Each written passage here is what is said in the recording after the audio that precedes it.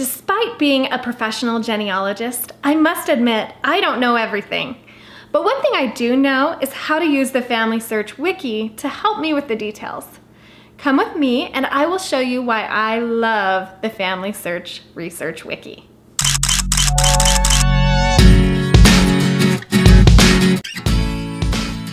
Hi, thanks for coming. I'm Mari Stotts-Pratt and I'm a professional genealogist, and today I want to share with you some of the reasons why I love the FamilySearch Research Wiki.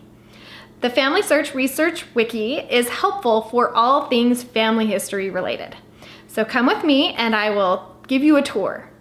Let's look at the main page and look up Indiana. On the page for Indiana, one of my favorite features is this clickable map. As you get further into your genealogy research, you'll see that many records were formed on the county level. Your ancestors, if they're like mine, probably moved around a little. This map helps you clearly see all the counties in Indiana and makes it easier to identify neighboring counties. You should always check for your ancestors in neighboring counties if you can't find them where you would expect them to be. Jurisdictions and boundaries changed frequently in the 1800s. So another helpful link that is on nearly all of the state pages is the Boundary Changes map. If you click on this link and scroll down, you can see what the state looked like in its earliest existence. And clicking on the next button will show you how it changed over time. One of my favorite things about the FamilySearch Research Wiki is that it includes important dates that I couldn't possibly remember. Each state began requiring the registration of births, marriages, and deaths in different years. Let's go back to the page for Indiana. From the state page, look at the record types on the right and click on Vital Records.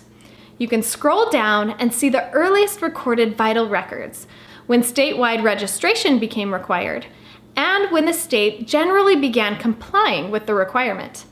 As you can see, it took 13 years for births to have general compliance and 20 years for death registration. This page is also helpful because it shows you the different record collections you should search to find these records. It's also important to know when states started to record birth and death certificates. Otherwise, you could spend a lot of time looking for something that doesn't exist.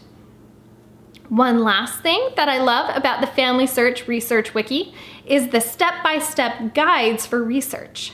While I specialize in Gulf South research, I research in a lot of other places too. When you are beginning to research in an area that you're unfamiliar with, you have to use your resources. These guides are great resources because they help you formulate your research plan. Researching different time periods requires different strategies. So there are two guides to help you with Indiana research. When you click on this guide, it will show you at the top the preview of the steps that the article will cover, and then it goes into greater detail within the guide. These guides are available for most of the states in the United States.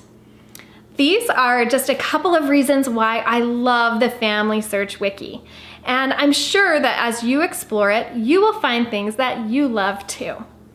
Please subscribe, like, and share this video, and share in the comments below any questions you have about the FamilySearch Research Wiki or what you love about it too. Happy discovering!